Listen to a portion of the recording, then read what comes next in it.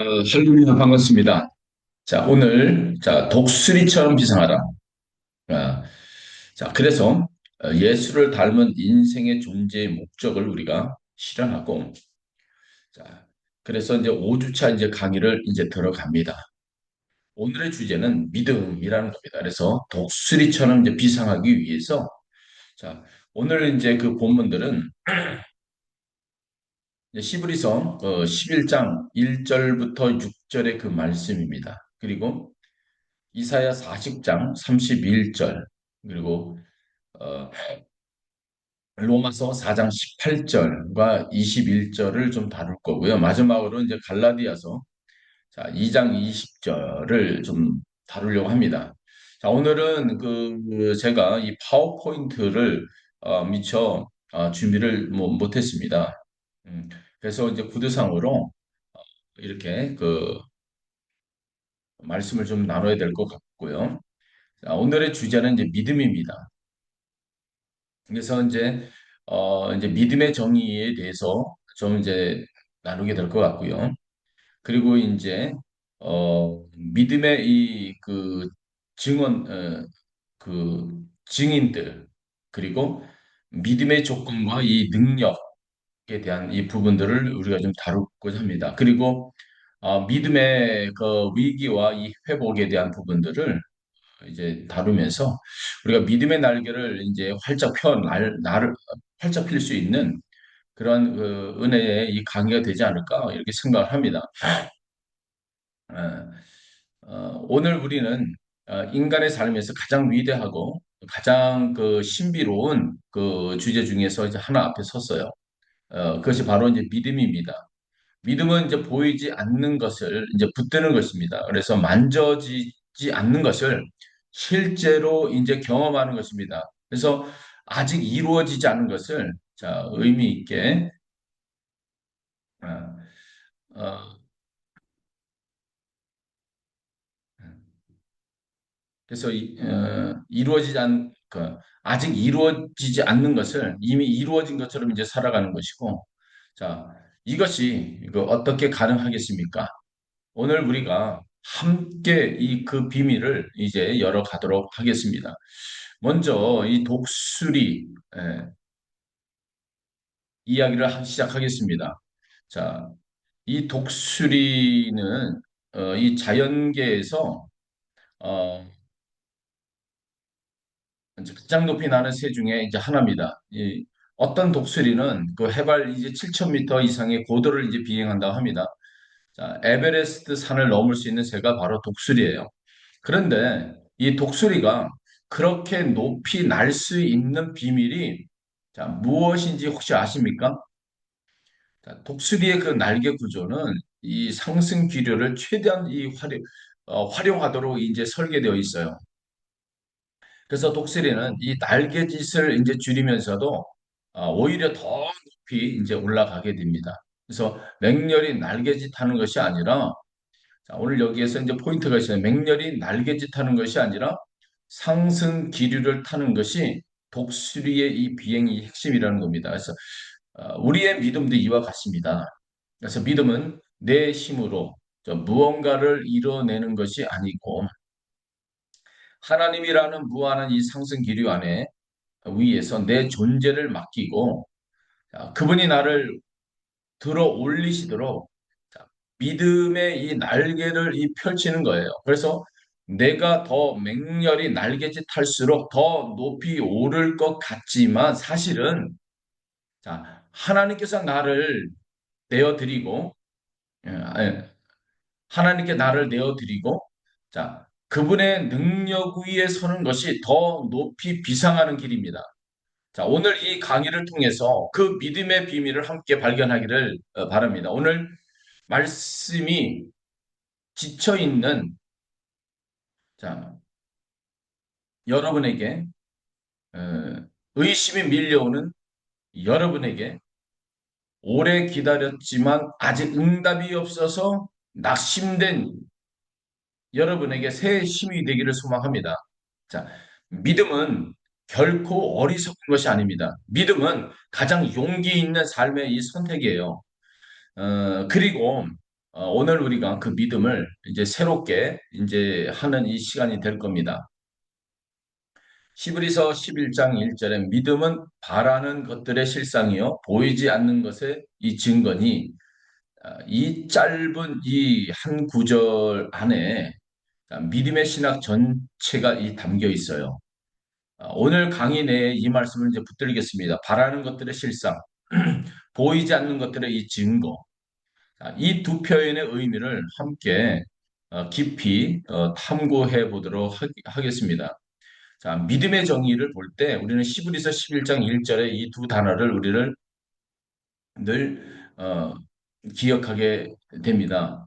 자, 우리 믿음의 정의를 나눌 때 먼저 우리 히브리서 11장 1절에서 실상으로 이제 번역된 자, 헬라어 휘포스타시스라고 하는 그 단어가 있어요. 자, 이 단어는 성경 그 시대에 매우 구체적인 이 법적이고 이 상업적인 의미를 이제 가지고 있습니다. 이집트에서 이제 발굴된 이 고대 이 파피루의 이 문서들에 이 단어가 이 발견되는데, 예, 그것들은 이제 재산이나 이 소유물을 대한 이 법적인 권리를 이 증명하는 이 증서, 즉 오늘날 이제 부동산 이제 등본이나 이제 소유권 증서에 해당하는 것이었죠. 자, 믿음은 자 바라는 것들에 대한 음,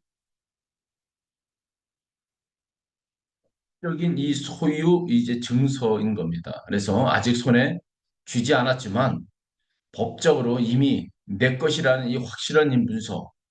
자, 여러분이 이제 부동산 계약을 하면 아직 입주하지 않았어도 그 집은 법적으로는 이미 내 것인 거예요. 자, 믿음이 바로 그런 겁니다. 하나님의 그 약속이 아직 완전히 이 성취되지 않았어도 믿음은 그 약속이 반드시 이루어진다는 하나님의 법적 보증서를 손에 쥐고 있는 겁니다. 자, 휘포스타시스는 자, 삼위일체 이 신학에서도 이제 사용이 되는 단어입니다. 하나님 아버지와 그리고 아들 예수 그리스도 또 성령은 한 본질 안에 새 위격이라고 할 때 바로 이 단어가 쓰입니다. 자, 믿음의 이 실상이라고 하는 이 실상이 하나님의 존재 자체와 같은 이 단어로 이 표현되는 것은 자, 믿음이 얼마나 견고하고 실제적인 것인지에 대해서 이 말해주고 있는 겁니다. 그래서 우리의 그 믿음은 안개처럼 불확실한 것이 아닙니다. 자, 하나님 자신만큼이나 이제 실제하는 것이죠. 그래서 칼빈의 이 믿음론, 존 칼빈을 좀 살펴보면, 자, 이 기독교 강요에서 믿음을, 자, 이렇게 표현하고 있어요. 하나님의 선하심에 대한 이 확고하고도 확실한 인식으로 이제 정의를 하고 있습니다. 그래서 칼빈은, 자, 믿음은 단순한 이 감정적인 이 기대나 이 막연한 이 소망이 아니라 하나님의 그 말씀에 근거한 인식론적인 이 확신이라고 말하고 있는 거예요. 그래서 헤르만 이 바빙크스 또 역시 믿음을 하나님의 약속에 의지하는 그 인간 실존의 총체적인 방향 전환으로 이제 이해를 하고 있는 겁니다.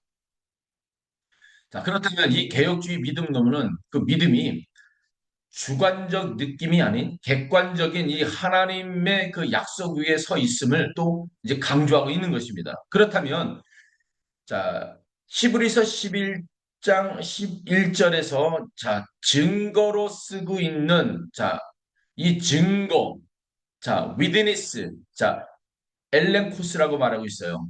자, 헬라어는 이 엘렌코스예요. 자, 이 단어는 자, 법적인 용어로서 반박할 수 없는 이 증거, 자, 유죄를 입증하는 결정적인 이 증거를 그 의미하고 있어요. 그래서 자, 어떤 이 변호사도 이제 뒤집을 수 없는 이 철통 같은 이 증거 놀랍습니다. 사실 우리 보이지 않는 이 하나님을 믿는 것이 세상 이 사람들의 눈에는 이 어리석어 보일 수가 있어요. 눈에 보이지 않는 것을 믿느냐라고 이제 조롱받을 수도 있습니다. 그러나 성경은 이 믿음이야말로 반박할 수 없는 증거라고 말하고 있는 겁니다. 그래서 우리가 이제 보이지 않는 하나님을 믿을 때 그것은 하나님의 실제에 대한 이 결정적인 이 증거인 겁니다. 바람을 여러분 혹시 볼 수가 있습니까? 에어, 바람. 볼 수가 없을 겁니다. 그러나 이 바람에 의해서 나뭇잎이 흔들리고 이 밤에 이게 시원한 바람이 스쳐지고 지나가는 것을 느끼는 것으로 우리는 이 바람이 있다는 이 존재를 압니다.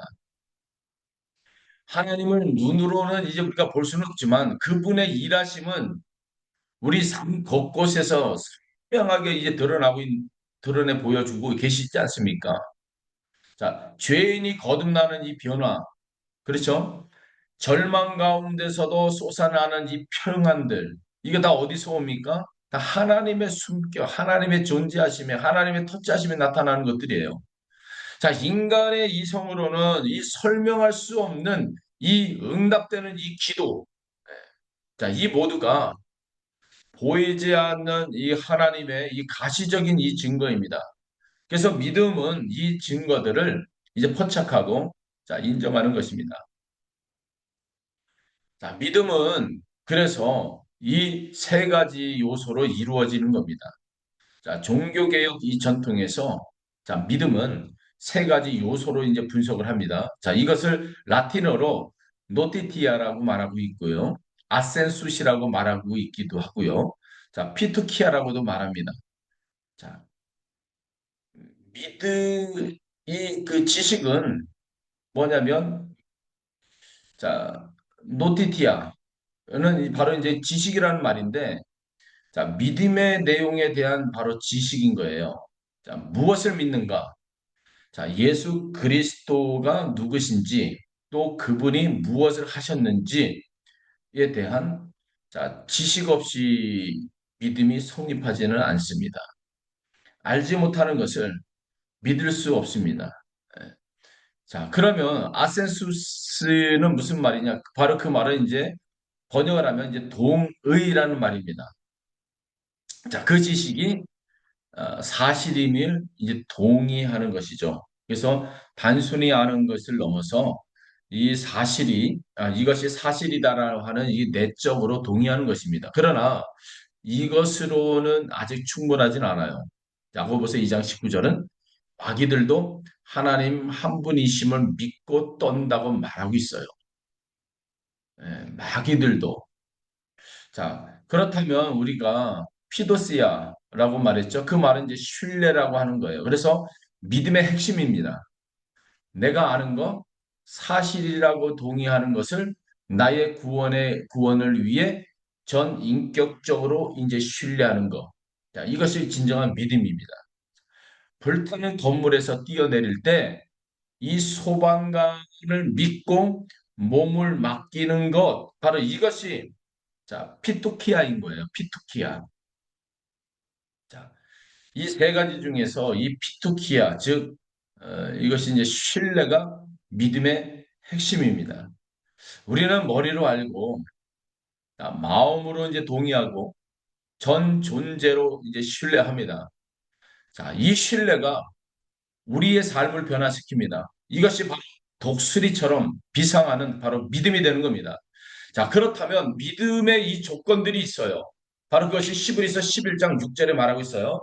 믿음이 없이는 하나님을 기쁘게 하지 못하시나니 하나님께 나아가는 자는 반드시 그가 계신 것과 또한 그가 자기를 찾는 자들에게 상 주심임을 믿어야 할지니라. 아멘. 자, 시브리서 11장 6절은 믿음에 대한 이 두 가지 핵심 내용을 이제 제시하고 있어요. 그 첫째가 그가 계신 것. 아멘. 그리고 하나님의 존재를 믿는 것. 바로 그겁니다. 그리고 둘째는 그가 자기를 찾는 자에게 상 주시는 것이심을 자, 하나님이 그 응답하시는 인격적 하나님이심을 믿는 겁니다. 자, 이 두 번째 고백이 매우 중요한 거예요.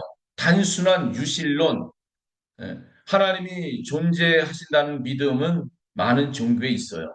그러나 기독교의 이 믿음은 그 이상인 겁니다.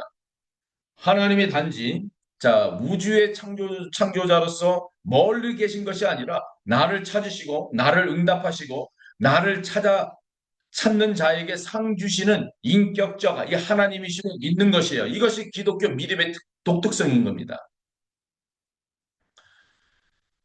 힌두교 철학의 이 브라흐마는 우주의 궁극적 실제이지만 인격적인 응답을 하는 존재가 아닙니다. 불교의 그 열반은 개인의 자아, 이 소멸을 목표로 하는 것이지 인격적 이 하나님과의 이 관계가 아닌 겁니다. 그러나 성경은 이 분명히 말하고 있는데 성경의 이 하나님은 나를 찾는 자에게 상 주시는 응답하시는 이 하나님이라고 말하고 있어요. 이 믿음이 우리를 기도하게 하고 이 믿음이 우리를 비상하게 하는 겁니다. 예. 자, 크리스토퍼 이 라이트는 아브라함의 그 믿음을 선교적 믿음의 원형으로 이해하고 있습니다. 자, 부르심에 응답하는 믿음은 본질적으로 하나님의 선교에 참여하는 것이다라고 보고 있는 거예요. 미시오 데이, 이 믿음은 개인의 구원만을 위한 것이 아니라 땅의 모든 족속이 너로 말미암아 복을 얻을 것이다. 창세기 12장 3절에 말씀하고 있는 그 복이 열방을 향한 하나님의 목적과 연결이 되고 있는 거다. 믿음은 언제나 선교의 이 차원을 가지고 있는 겁니다. 그렇다면 히브리서의 위대한 이 증인들을 좀 살펴봐야 하는데 히브리서 11장은 믿음의 전당이라고 불리죠. 창세기부터 시작하여서 수천 년 그 인류 역사 속에서 믿음으로 살았던 사람들의 이야기가 이제 파노마나처럼 이제 펼쳐집니다. 자, 오늘 우리는 그 중에서 5명의 이야기를 함께 살펴보도록 할게요. 자, 이들의 삶에서 우리의 그 믿음의 실제 모습이 어떠한 것인지를 배울 수 있을 겁니다. 자, 노아를 한번 살펴볼게요. 보이지 않는 것을 위해 준비하는 그 믿음을 갖고 있는 사람이 바로 노아였습니다.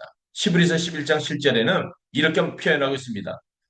믿음으로 노아는 아직 보이지 않는 일에 경고하심을 받아 경외함으로 방주를 준비하여 그 집을 구원하였으니 이는 이로 말미암아 세상을 종지하고 믿음을 따르는 의의 상속자가 되었느니라.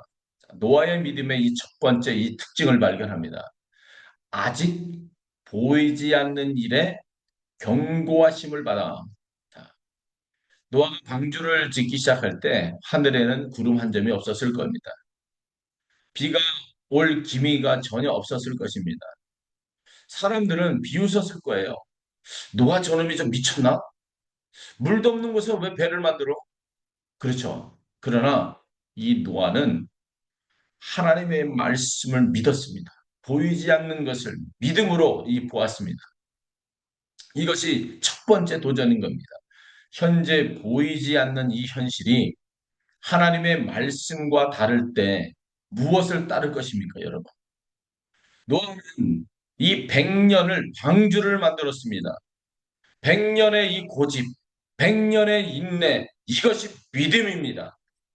우리도 하나님의 약속이 아직 성취되지 않는 것처럼 보일 때 노아처럼 오늘도 그 약속을 위해 살아가는 믿음이 필요한 거예요.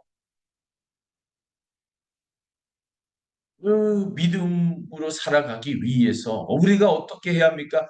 경외함으로 방주를 준비하여서 여기서 경외함은 하나님을 두려워하는 마음입니다. 사람들의 조롱보다도 하나님의 말씀이 더 크게 들리는 것, 세상이 비웃어도 하나님 앞에서 살아가는 것, 이것이 믿음의 삶인 겁니다. 자, 그렇다면 두 번째 인물로 갈 바를 알지 못하고 나아가는 믿음으로 살아온 사람이 있죠. 인물이 있죠. 바로 아브라함입니다. 자, 시브리서 11장 8절부터 10절에 이렇게 말씀하고 있습니다. 믿음으로 아브라함은 부르심을 받을 때에 순종하여 장래의 유업으로 받을 땅에 나아갈새 갈 바를 알지 못하고 나갔으며, 자, 믿음으로 그가 이방의 땅에 있는 것 같이 약속의 땅에 거류하여 동일한 약속을 유업으로 함께 받은 이삭 및 야곱과 더불어 장막에 살았으니, 이는 그가 하나님이 계획하시고 지으실 터가 있는 성을 바라보았음이라 라고 말하고 있습니다. 아브라함의 믿음에서 두 번째 이 특징이 발견됩니다. 자, 갈 바를 알지 못하고 나갔으며, 이것은 인간적으로 생각하면 무모한 것입니다. 목적지를 모르고 떠나다니, 그렇죠? 오늘날 우리는 모든 것을 미리 확인하고 싶어 하죠. 재정이 확보돼야 하고, 계획이 완벽해야 하고, 상황이 좋아져야 움직이려고 하고 있습니다. 그러나 믿음은 종종 안개 속으로 한 걸음 내딛는 것이에요. 그가 하나님이 계획하시고 지으실 터가 있는 성을 바라보았습니다. 라고 성경은 기록하고 있습니다. 아브라함이 앞으로 나갈 수 있었던 것은 하나님이 만들어 가실 성을 믿음의 눈으로 보았기 때문에 그렇습니다. 현재의 이 장막, 이 생활이 전부가 아니라는 거예요. 하나님이 더 좋은 것을 예비하고 계획하고 계신다는 이 확신, 이것이 아브라함을 움직이는 믿음이었습니다. 여러분도 지금 어쩌면 갈 바를 알지 못하는 그 자리에 서 계실 수가 있습니다. 앞이 불투명한 이 상황들, 무엇을 해야 할지도 모르는 이 순간들, 그때 자, 믿음은 이렇게 말합니다. 하나님이 이미 목적지를 알고 계십니다. 그분이 인도할 것이다. 지금 내가 해야 할 것은 한 걸음 내딛는 것이다라고 성경은 말하고 계시고, 또 하나님은 우리에게 말씀하고 있는 것입니다. 이것이 아브라함의 믿음이었습니다. 그리고 그 아브라함의 믿음은 어떠한 믿음으로까지도 하나님을 신뢰했느냐? 자기의 사랑하는 아들 이삭까지도 하나님 앞에 드리는 큰 믿음이었습니다. 히브리서 11장 17절과 이 19절 보면 아브라함은 시험을 받을 때 믿음으로 이삭을 드렸으니 그는 약속을 받은 자로 돼 그 외아들을 드렸느니라. 그에게 이미 말씀하시기를 내 자손이라 칭하는 자는 이삭으로 말미암으리라 하셨으니, 그가 하나님이 능히 이삭을 죽은 자 가운데서 다시 살리신 줄을 생각하신지라. 이 비유컨대 그를 죽은 자 가운데서 도로 받은 것이니라. 아멘. 이것은 자, 믿음의 궁극적 이 시험이었습니다. 하나님이 이삭을 통해서 자손을 주겠다고 약속하셨는데 이제 그 이삭을 드리라고 하니 이게 당치라는 무슨 말입니까? 논리적으로는 이것은 모순인 거예요. 그러나 아브라함은 이 모순 앞에서 믿음을 도약합니다. 하나님이 능히 이삭을 죽은 자 가운데서 다시 살릴 수 있다라고 하는 그 믿음, 이것은 인류 역사상 부활에 대한 가장 이른 자 고백 중에 이 하나인 겁니다. 로마서 4장 20절과 21절은 아브라함에 대한 이 증언을 합니다. 믿음이 없이 하나님의 약속을 의심하지 않고 믿음으로 견고하여져서 하나님께 영광을 돌리며 약속하신 그것을 자, 능히 이루실 줄을 확신하였으니라고 말하고 있어요. 아브라함이 믿음으로 하나님께 영광을 돌렸어요. 자, 우리의 믿음도 마찬가지입니다. 우리가 믿을 때 우리는 하나님의 이 신실하심과 이 능력을 선언하는 겁니다. 그것이 하나님께 드리는 영광인 겁니다. 그리고 불가능을 뛰어넘은 믿음이 있어요. 여러분들이 잘 아시는 이 사람입니다. 히브리서 11장 11절에 믿음으로 사라 자신도 나이가 많아 이 단사나였으나 잉태할 수 있는 힘을 얻었으니 이는 약속 같은 일을 믿으신 줄 알았습니다. 라고 기록하고 있습니다. 이 사라의 믿음에 이 세 번째 이 특징이 발견이 되는 겁니다. 사라는 처음에는 하나님의 약속을 듣고 웃었어요. 창세기 18장 12절에 자, 내가 이미 늙었거늘 어찌 이런 즐거움이 있으리요. 자, 90세의 나이에 아이를 낳는다는 것은 의학적으로 이 불가능합니다. 그러나 히브리서는 사랑은 결국 믿음으로 잉태할 수 있는 힘을 얻었다고 말하고 있습니다. 사라의 믿음의 근거는 바로 무엇이었습니까? 약속하신 일을 미쁘신 줄 알았습니다. 자, 하나님이 신실하신 분이심을 알았기 때문이다. 이 말씀입니다. 약속하신 분이 신실하시다면 그 약속은 반드시 이루어져요.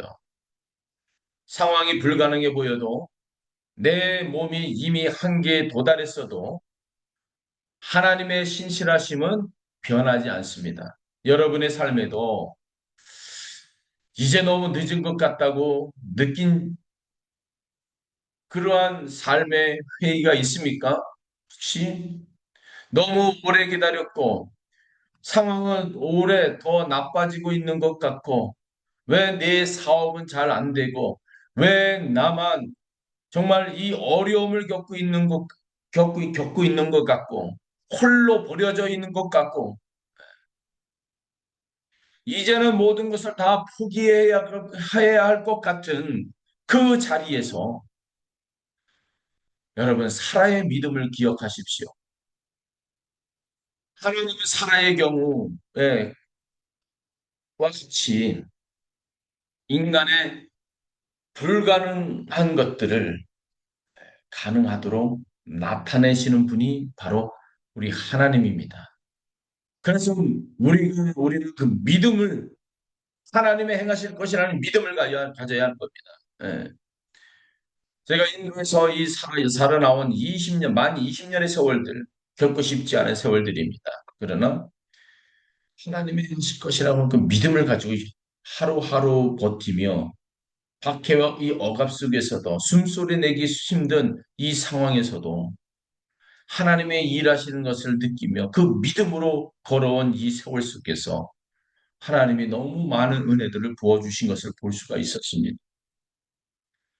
자, 그리고 믿음의 영을 우리가 보게 되는데 바로 모세입니다. 히브리서 11장 25절에서 27절에 모세는 죄악의 낙을 잠시 누리는 것보다 하나님의 백성과 함께 고난 받기를 더 좋아했다고 이제 기록을 하고 있습니다. 자, 이집트의 왕자의 이 자리, 모든 부귀와 이 권세를 다 내려놓았어요. 왜요? 그리스도를 위해서 받는 이 수모가 애굽의 모든 보화보다 더 큰 채무를 여기기 때문입니다.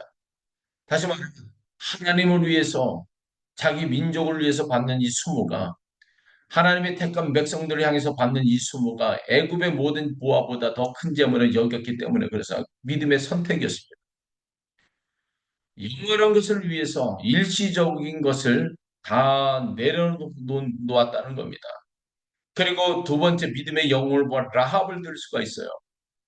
히브리서 11장 31절에 라합이 이제 등장을 합니다. 여리고의 기생 라합, 사회적으로 가장 낮은 신분의 이 여인. 자, 그러나 그녀는 정탐꾼들을 숨겨주는 이 결단적인 행동으로 믿음을 드러냈습니다. 믿음의 전당에 왕이나 선지자만 있는 것이 아니에요. 가장 낮은 자리에서 용기를 낸 이 한 여인도 있어요. 자, 믿음의 문은 모든 사람에게 열려 있다는 거.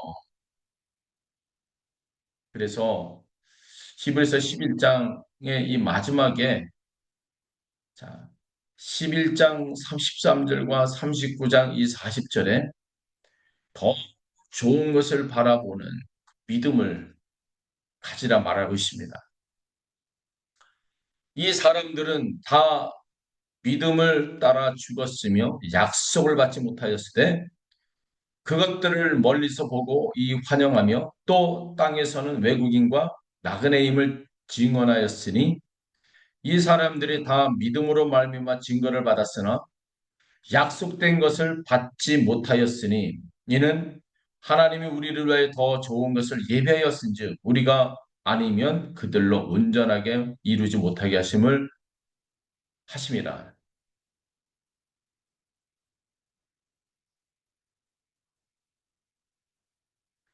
시브리서 11장에 믿음의 그 영들 중에 많은 이들이 자, 약속의 이 완전한 이 성취를 자, 이 땅에서 이제 보지 못했습니다.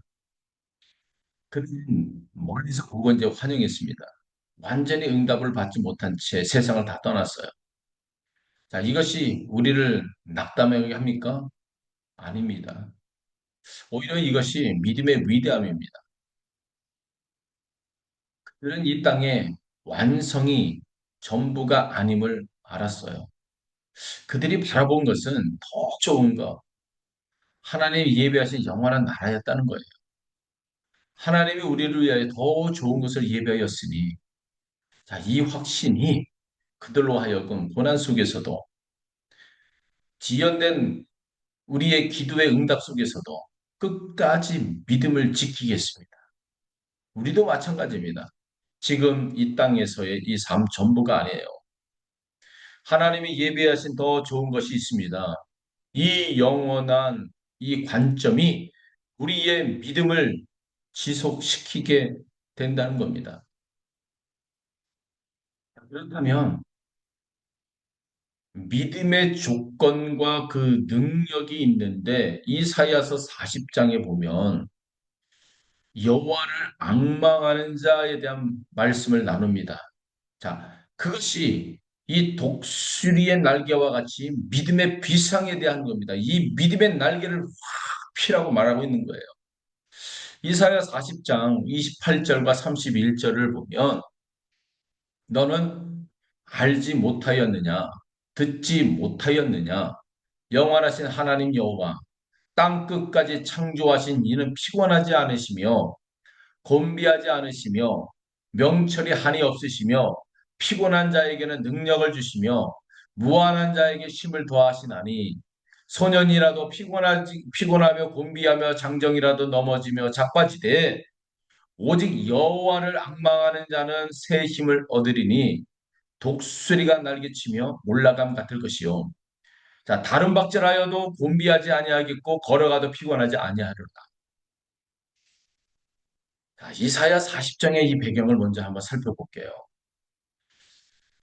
이스라엘 백성이 이 바벨론의 이 포로로 이제 끌려갔습니다. 예루살렘 이 성전은 이제 불탔고 나라는 망했어요. 수십 년째 이방 땅에서 살고 있어요. 자, 그들의 마음 속에 이런 질문이 가득합니다. 하나님이 우리를 잊으셨나? 그분이 정말 계신가?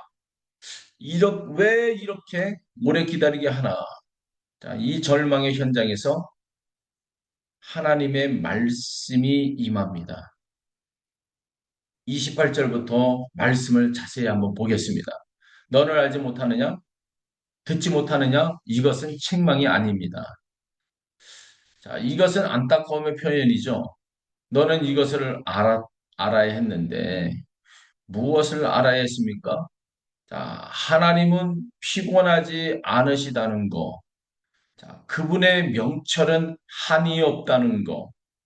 자, 인간의 지식과 능력은 한계가 있지만 하나님은 그 한계 너머에 계시다는 것이죠. 29절은 더욱 감동적입니다. 피곤한 자에게는 능력을 주시며 무한한 자에게 힘을 더하시나니. 자, 하나님이 자격 있는 사람에게 힘을 주는 것이 아니다라고 말하고 있어요. 피곤한 자에게, 무능한 자에게 힘을 주신다. 이것이 은혜입니다. 내가 강할 때가 아니라 내가 가장 약하고 지쳐 있을 때 하나님이 힘이 가장 강하게 임한다 말씀하고 있는 겁니다. 고린도후서 12장 9절의 말씀대로 내 능력이 약한 데서 온전하여짐이다라고 사도 바울은 고백하고 있습니다. 지난번에도 말씀 한번 드렸죠. 카바라고 하는 의미를 혹시 기억하시나요? 카바? 바로 그것이 악망하다라는 의미라고 말씀했죠. 카바.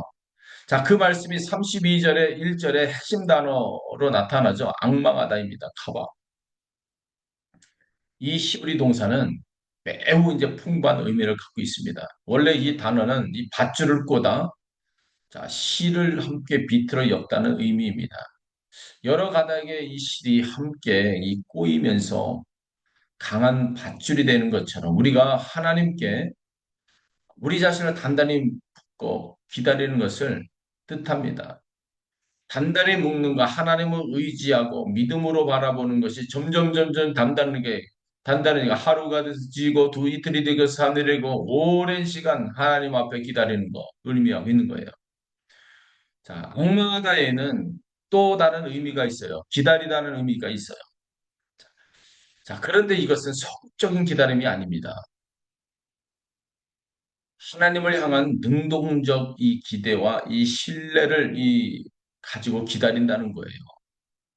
자, 어두운 밤에 아침을 기다리는 이 파수꾼처럼 반드시 아침이 온다는 이 확신 속에서 기다리는 겁니다. 그래서 시편 130편 이 6절은 이렇게 표현합니다. 파수꾼이 아침을 기다림보다 내 영혼이 주를 더 기다리나니 참으로 자, 파수꾼이 아침을 기다림보다 더하도다. 아멘. 여호와를 악망하는 것이 바로 이런 겁니다.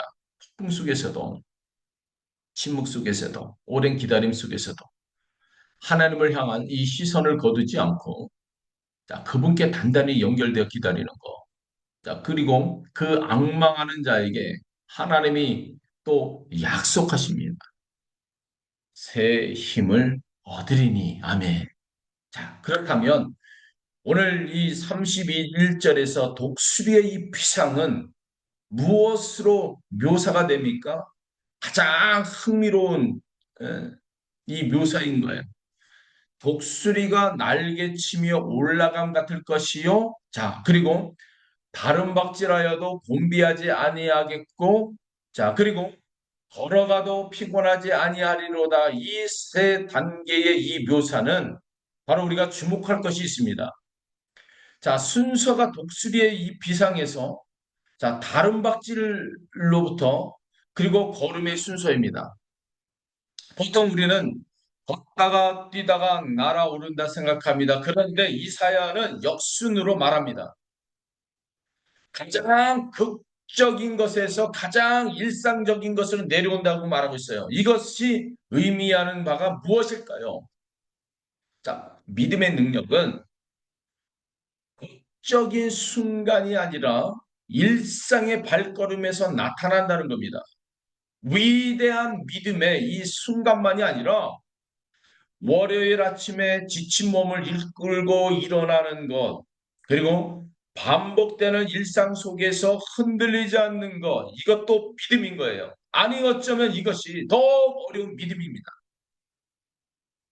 걸어가도 피곤하지 않는 것, 평범한 하루하루를 하나님과 함께 살아가는 그 믿음.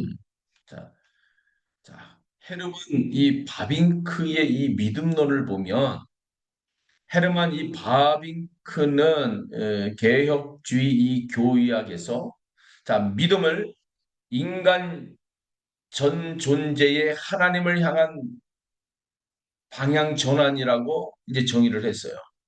이것은 지성만의 이 동의도 아니고 감정만의 이 그 고양도 아닙니다. 지성, 감정, 의지 전체가 하나님을 향해서 방향을 잡는 것이죠.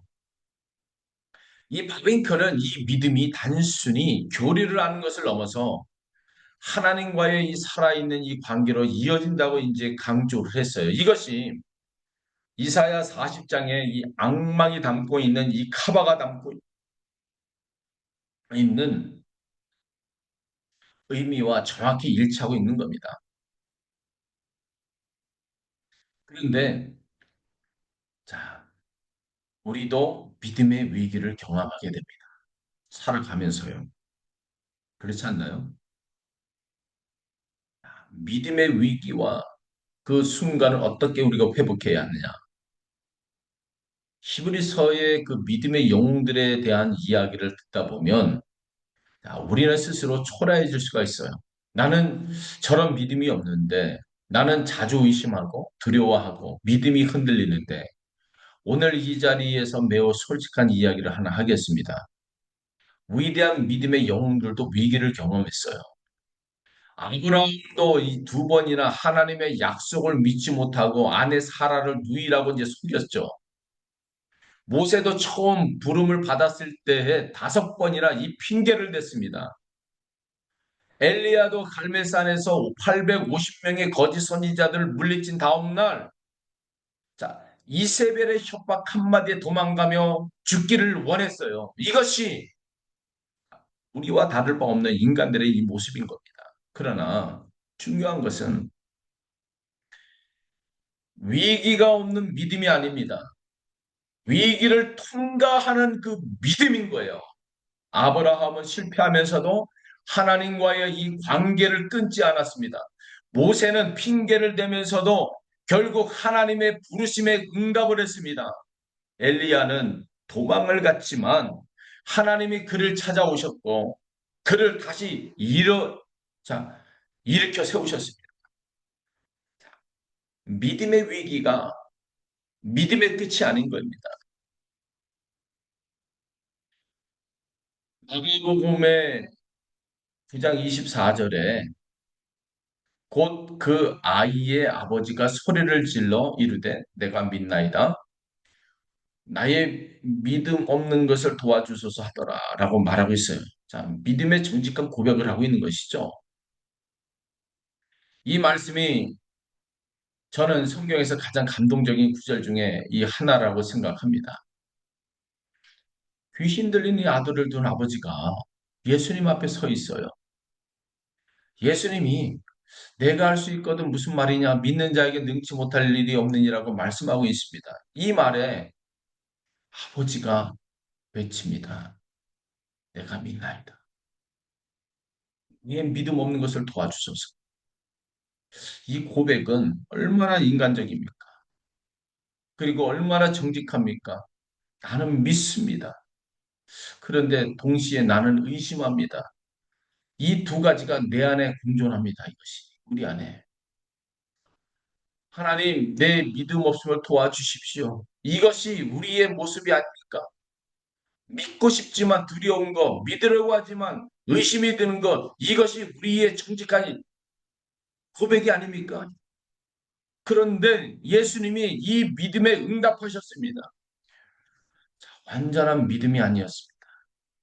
믿음 없음을 도와달라는 그 연약한 믿음에 예수님이 응답하셨습니다. 이것이 복음이에요. 하나님은 완벽한 믿음을 요구하지 않으신다는 거. 그분께로 향한 작은 믿음, 연약한 믿음도 받으신다는 겁니다. 그래서 믿음으로 우리가 사는 방법들은 이 사도 바울의 가장 유명한 이 고백 중에 하나죠. 갈라디아서 2장 20절에 보면 내가 그리스도와 함께 십자가에 못 박혔나니 즉 이제는 내가 사는 것이 아니요 오직 내 안에 그리스도께서 사시는 것이라. 이제 내가 육체 가운데 사는 것은 나를 사랑하사 나를 위하여 자기 자신을 버리신 하나님의 아들을 믿는 믿음 안에서 사는 것이다. 바울이 이 고백은 그 믿음의 삶이 어떤 것인지를 가장 이 선명하게 이제 보여줍니다. 자, 내가 사는 것이 아니요 오직 내 안에 그리스도께서 사는 것이다. 믿음으로 사는 이 삶의 이 핵심은 나를 주인의 자리에 내려놓고 그리스도를 주인 자리에 모시는 것입니다. 이것은 나의 소멸이 아닙니다. 이것은 나의 완성인 거예요. 내가 그리스도 안에서 가장 나다운 내가 되는 겁니다. 나를 사랑하사 나를 위하여 자기 자신을 버리신 하나님의 아들을 믿는 믿음 안에서 사는 것이라 믿음의 근거는 하나님의 이 사랑인 겁니다. 예수 그리스도가 나를 위해 자신을 버렸다는 이 사실이 우리의 믿음의 뿌리인 겁니다. 이 사랑이 확실하기 때문에 우리의 믿음은 확실할 수가 있습니다. 히브리서 12장 1절부터 2절은 이러므로 우리에게 구름과 같이 둘러싼 허다한 증인들이 있으리니 모든 무거운 것과 얼매이기 쉬운 죄를 벗어버리고 인내로써 우리 앞에 당한 경주를 하며 믿음의 주요 또한 온전하게 하신 이인 예수를 바라보자. 그 앞에 있는 기쁨을 위하여 십자가를 참으사 부끄러움 없을 개의치 아니하시더니 하나님 보좌 우편에 앉으셨니라. 바로 믿음의 증인들의 예, 고백인 겁니다. 오늘 믿음으로 여러분들이 비상하기를 소망합니다. 시브리서 11장 다음에 12장에 나오는 것은 우연이 아닙니다. 믿음의 전당의 이 증인들이 구름과 같이 우리를 둘러싸고 있다고 말합니다. 우리가 달리는 경주를 이미 완전한 이 선배들이 응원하고 있다고 말하고 있어요. 아브라함이, 사라가, 모세가, 라합이 수많은 익명의 믿음의 영웅들이 지금 우리를 응원하고 있습니다. 그리고 히브리서 기자는 결정적인 말을 합니다. 믿음의 주여 또 온전하게 하신 이인 예수를 바라보자. 자, 믿음의 전당의 수많은 증인들을 이 소개한 후 결국 한 분을 가리킵니다. 예수 그리스도. 그분이 믿음의 주인, 믿음의 창시자이시고 완성자라고 말씀하고 있는 겁니다. 우리의 믿음은 우리에게서 시작된 것이 아니고 우리의 능력으로 완성된 것도 아니다라고 말하고 있어요. 그것은 예수로부터 시작되어서 예수 안에서 완성이 된다 말하고 있는 겁니다. 그는 그 앞에 있는 기쁨을 위하여 십자가를 참으사 자 예수님도 고통 앞에서 기쁨으로 바라보셨습니다. 십자가의 이 수치와 이 고통을 그 너머에 있는 기쁨으로 여기셨어요. 이것이 우리의 모델이죠. 자, 지금의 어려움이 아닌 하나님이 예비한 것을 믿음으로 바라보는 거. 자, 바로 이것이 믿음인 겁니다. 자, 요한복음 20장 29절에 보지 못하고 믿는 자에 대한 부분들을 말하고 있어요. 자, 예수께서 이르시되 너는 나를 본 거로 믿느냐? 보지 못하고 믿는 자들은 복이 되도다 하시다 말하고 있습니다. 자, 부활하신 예수님이 도마에게 하신 말씀이죠. 도마는 예수님을 직접 보고 상처를 만지고 나서야 그때 믿었어요. 자, 예수님은 그것을 탓하지 않았습니다. 그러나 자, 이렇게 말씀하셔서 보지 못하고 믿는 자들은 복되도다. 이것이 우리입니다. 우리는 예수님을 눈으로 보지 못했습니다. 그러나 믿습니다. 자, 그리고 예수님은 이 믿음을 복되다 말씀하고 있는 겁니다. 여러분, 우리의 믿음이 약해 보일 때, 의심이 찾아올 때 기억하십시오. 보지 못하고 믿는 자들은 복되다 주님이 선언하고 있습니다. 우리의 믿음이 하나님께 얼마나 귀한 믿음인 것을 기억하십시오. 하나님이 우리의 믿음을 기뻐하십니다. 우리가 의심하면서도 그분께로 나아가는 그 믿음을 그분이 소중히 여기신다고 말하고 있습니다. 자, 믿음은 단 한 번에 완성이 되지 않습니다. 한 걸음, 한 걸음, 한 걸음 나가는 거예요. 믿음은 날마다 자라나는 것입니다. 독수리도 태어날 때부터 7,000m의 높이를 나는 것이 아닙니다. 처음에는 둥지에서 조심스럽게 날개짓을 하면서 배우고 그 다음에는 나무에서 날고 점점 높이 올라가는 거예요. 우리의 믿음도 이렇게 자라나는 겁니다. 오늘 이 자리에 여러분에게 한 가지를 부탁을 드립니다. 여러분들의 삶의 자리에서 여러분의 집으로 돌아와서 딱 한 가지 믿음의 결단을 하십시오. 오랫동안 하나님께 내어드리지 못했던 그 걱정거리를 오늘 기도로 드리십시오.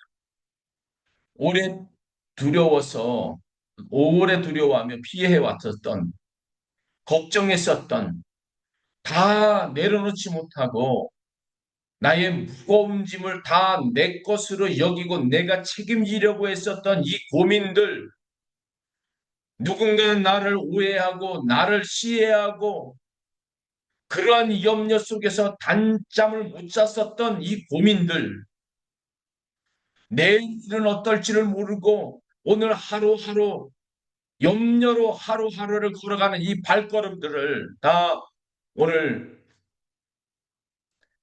하나님 앞에 다 올려드리십시오.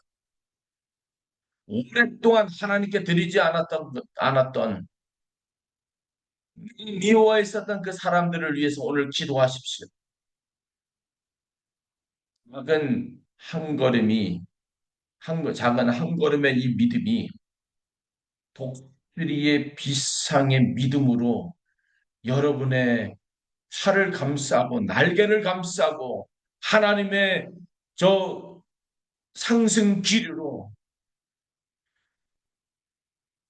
여러분을 둘러싼 구름같이 휘단 증인들이 여러분들을 응원하고 있다는 것을 기억하시고 여러분들의 여러분의 기류는 날개는 기류를 하나님의 기류를 타고 하나님이 일하시는 것들을 보게 될 겁니다. 그리고 믿음의 주이신 예수님이 우리를 지금 바라보고 계신다는 것을 기억하셨으면 좋겠습니다. 그분이 우리의 믿음을 시작하셨고 그분이 우리의 믿음을 완성해 주실 것입니다.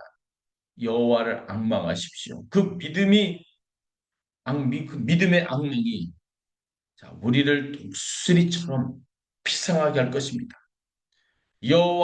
오직 여호와를 앙망하는 자는 새 힘을 얻으리니 독수리가 날개치며 올라가 들 것이며 히브리서 11장 1절과 6절에 믿음은 바라는 것들의 실상이요 보이지 않는 것들의 증거이니 믿음이 없이는 하나님을 기쁘게 하지 못하시나니 하나님께 나아가는 자는 반드시 그가 계신 것과 또한 그가 자기를 찾는 자들의 상 주심을 믿어야 할지니라.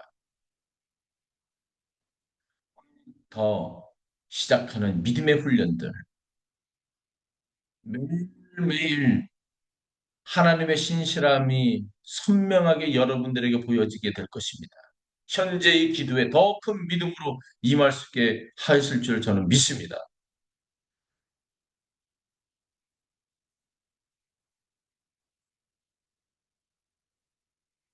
여러분의 삶들이 여러분들의 삶 가운데서 하나님의 예수 그리스도를 주라 시인하는 그 믿음의 날개를 주신 것은 세상 사람들이 뿌려놓은 이 모이를 쪼아 먹으려고 달려드는 이 닭과 같은 병아리와 같은 사람들로 우리를 바라보는 것이 아니라 하나님의 시선으로 오직 우리가 바라봐야 한 그 보고 있는 하늘에 계신 그 예수님 편에 계신 그분을 바라보면서 그 악망하면서 날아가는 여러분의 이 믿음의 날개를 펼쳐서 독수리와 같이 날라서 높은 곳에서 하나님의 시선을 세상을 바라보라. 여러분들의 그 날개를 주신 것을 기억하십시오. 여러분의 날개는 믿음이 없어서 군대기와 같이 모래사장에 뿌려놓은 이 새우깡을 주워 먹겠다고 달려드는 그런 불쌍한 인생이 아니라 여러분의 날개는 하나님이 여러분에게 믿음의 날개를 주신 것은 여러분의 날개를 쫙 펴서 하나님의 숨결을 느끼며 높은 것을 뚫고 나가고 강한 이 바람이 불어오면 여러분의 날개를 더욱더 하나님을 향해서 저 나갈 때 그 강한 이 바람도 뚫고 올라가는 그러한 믿음의 날개가 되어서 살아계신 하나님을 본인들이 여러분을 통해서 보게 될 겁니다. 오늘의 강의는 여기까지 하도록 하겠습니다. 잠깐 기도하겠습니다. 살아계신 하나님 아버지 은혜를 감사합니다. 우리에게 믿음이라는 날개를 주셔서 이제 독수리와 같이 힘을 얻어서 하나님을 의지하고 나갈 수 있는 그 믿음 주신 걸 감사합니다. 오늘부터 우리에게 주어 주셨던 여러 불편했었던 것들 다 주님 앞에 올려놓사오니 우리 하나님의 능력의 손으로 우리를 보듬어 주시고 또 하나님의 손길, 하나님의 또 은혜 가운데서 이끌림을 통하여서 오직 바라보지 못하는 것들 가운데서도 하나님을 바라보는 그 믿음으로 쓰게 하여 주옵소서. 오늘도 모든 동역자들, 모든 은혜의 하나님 믿음의 족속들 하나님 축복하여 주옵소서. 감사하고 걸어가신 예수님의 이름으로 기도합니다. 아멘.